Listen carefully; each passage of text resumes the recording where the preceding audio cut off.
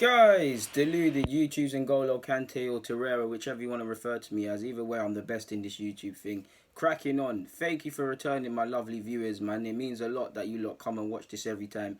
But my regular viewers, yeah, I know you guys remember I've been banging on, not because I'm the only one who knows, because I genuinely believe this, that the future is online in regards to a lot of content on TV. You add in social media with watching stuff online. There's a big world in the next 15 to 20 and beyond years that are going to see of us. And I do believe if social media can become a bit empathetic and have a bit more empathy rather than the trolling and nasty comments, it can be used for some great things together with that. But moving back to this, remember I told you, look, TVs are dying off, like it's specific to Sky Sports and TV. For instance, Sky, the days of paying for packages you don't want to watch are numbered. I've told you, look, I do believe the future is either if TV will adapt and allow you to specifically pick a tailored program which can be different from every individual, i.e., if you only like watching David Attenborough animal stuff, you literally only get animal shows, not animal shows and Comedy Central and all of these other things you don't use. If you just want football, it's Sky, BT, all them sports packages. If they're going to do that, then cool. But like I told you, I do believe it's online. Everything is going to happen online. Just check out my previous vids in regards to that.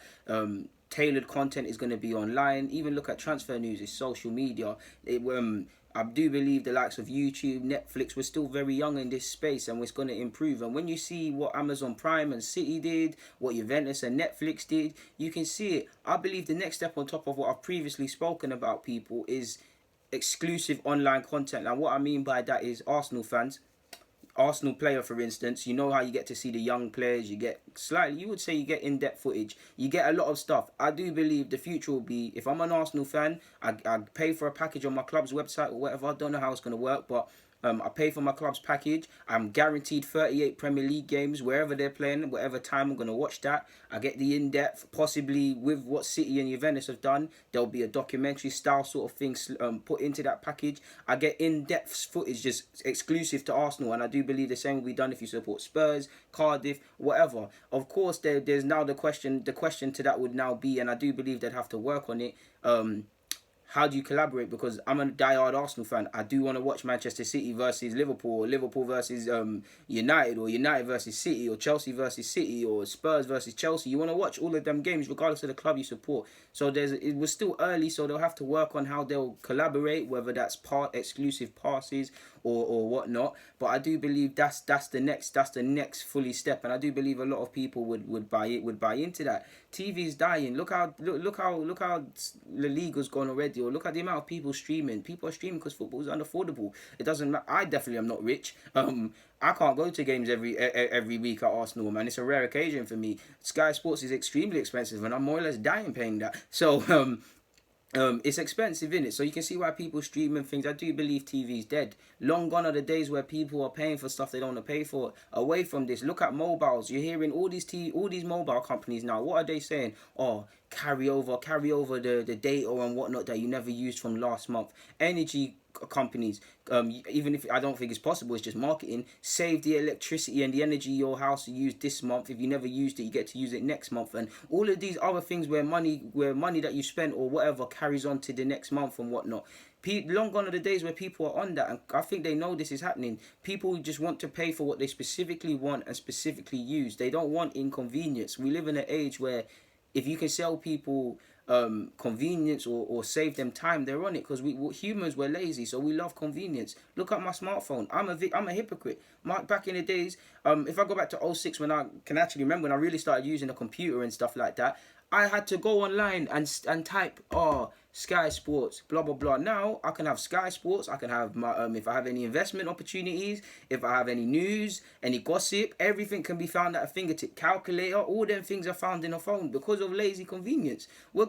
Now you're seeing we're living in a day and age of the Internet of Things and all of them things which has coming on, and both the Internet of Things and blockchain, which I do believe are going to collaborate, and it's actually going to affect football. Because if you think about it, if everything's going online, and I don't know, if you were, let's just say we did this, remember the example I said about Arsenal and exclusive content, people. Let's just say with Bitcoin and blockchain, what are they telling you? Transactions and hard data and contracts which will take years to ship or hard to process because they're on, and you need to do certain things to prevent certain negative circumstances where data being breached. blockchain can send documents, data, all of these important things in seconds. So if you can imagine, if you're doing this Arsenal thing with exclusive content, and you're now on a platform where you think, okay, I might want to go to a football match, and there's a website where you can buy tickets, and you can complete that transaction, get your ticket, your e-ticket, and give them their money within a few minutes, seconds, more or less, without versus PayPal where things have to be verified, or debit cards quite quick as well. But you get the point I'm making, people. We are going into them. We are really going into them times. I do think one space that people are not also commenting on is gambling as well. And like I was saying with the Internet of Things, with and basically, if you don't know what it is, it's with all the Amazon stuff, being able to talk to stuff, your fridge telling you what's in the contents of the fridge, what you're lacking, health things. If you got a watch, it's telling you might need to get a checkup for certain things. That's the next step, people. This is all gonna become. Everything is gonna become interconnected. Even in your car, you could, like I said, with the exclusive content and what I've just said about blockchain, you could be en route to watching a game. Let's just say I'm an Arsenal fan. I'm in my car. It's bringing up and I'm driving to the Emirates through Islington. It's telling me the statistics of the game on one side of the car, the build up with the game. Sky Sports might be on an essential bit, all different statistics, games running in, fans talking point. These are a lot of things that it's going to do. And when you speak about cookies, I know cookies have been spoken about a lot, how they're used to track, and there's been a lot of opting out and the GDPR stuff.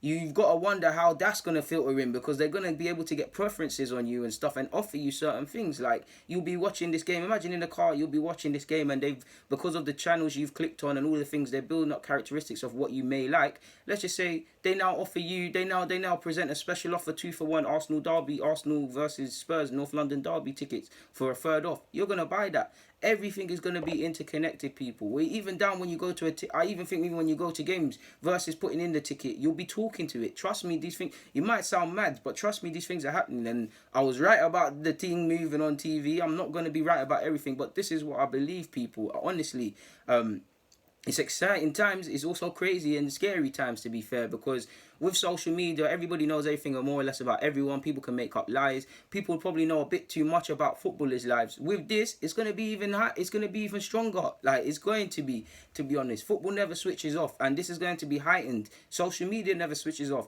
How many of you wake up early in the morning before you start work and you see a tweet from a footballer at midnight how he's leaving the club?